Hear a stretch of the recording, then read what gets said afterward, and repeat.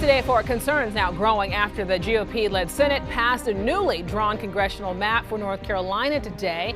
Republicans are trying to secure one more seat in the House of Representatives, but Democrats now argue that the map is discriminatory, saying that it could disenfranchise black voters. Queen City News now covering all angles of the advancement of the new map and also the potential impacts. We begin with Capitol reporter Dina Harley, who explains what's next.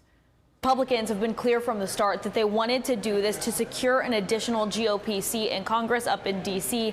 Democrats this week tried everything they could to stop this. Senate Bill 249 passes its third reading. A newly drawn congressional map is one step closer to being enforced in North Carolina after the state's Republican-led Senate passed it on Tuesday. Democrats have been doing this for years, and it just so happens that we're almost in the process of trying to catch up with what they've been doing forever. Republicans who worked on and support the map say the goal is clear. They want to secure an additional Republican seat in Congress. To do that, the new map rearranges Districts 1 and 3 in an effort to oust current District 1 Representative Democrat Don Davis. He posted a statement on X saying in part, quote, "This new congressional map is beyond the pale," end quote. What is different here is mid-decade redistricting at the request of an authoritarian president. On the Senate floor while debating the bill, Democrats accused Republicans of bowing down to President Trump and dismantling democracy. There are moments that define nations,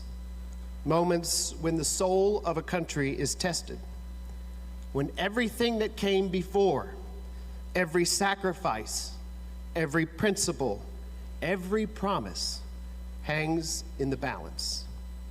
This is one of those moments. Their efforts to either amend the bill or stop it completely were repeatedly blocked by Republicans. At one point, Democrats moved to record Senator Michael Garrett's floor speech in the legislature's journal. Republicans blocked that, too. The truth only hurts if it should.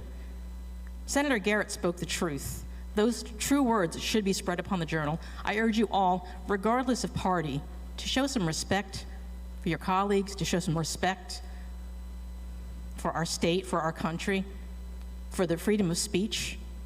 Show some respect. The map now heads over to the House for their consideration. If it passes there, which is likely because Republicans control the House as well, then that means it will have passed in both chambers. The governor does not have veto powers. In Raleigh, Dina Harley, Queen City News.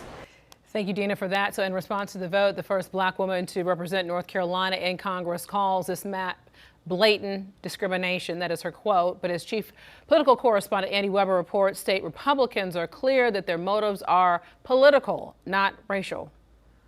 Shame, shame on North Carolina General Assembly. Frustration on full display Tuesday afternoon as the state's first African-American congresswoman railed against a newly proposed congressional map. The state's GOP is looking to redraw Eastern NC's 1st and 3rd congressional districts. Doing so would weaken the region's black voting bloc and likely unseat current Democratic Congressman Don Davis. North Carolina General Assembly appeared ready now to make it almost impossible for a black citizen to be elected again from North Carolina northeastern area. Former 1st District Congresswoman Ava Clayton says for her it seems clear the maps were drawn with racial bias. If you cannot understand that as being blatant discrimination, then you don't know what discrimination is. Republicans, meanwhile, remain adamant their motivations have nothing to do with race, but rather politics. Senator Ralph Hise chairs the Senate Redistricting Committee. Any political consideration in line drawing have been informed by political data and not racial data. Hise and his allies told lawmakers on Monday that their sole objective is to send more Republicans to Congress and protect the Trump administration's agenda and counter new maps being drawn in liberal states.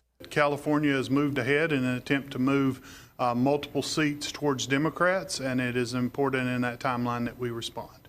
House lawmakers are expected to cast the final vote on the new map sometime on Wednesday. Andy Weber, Queen City News.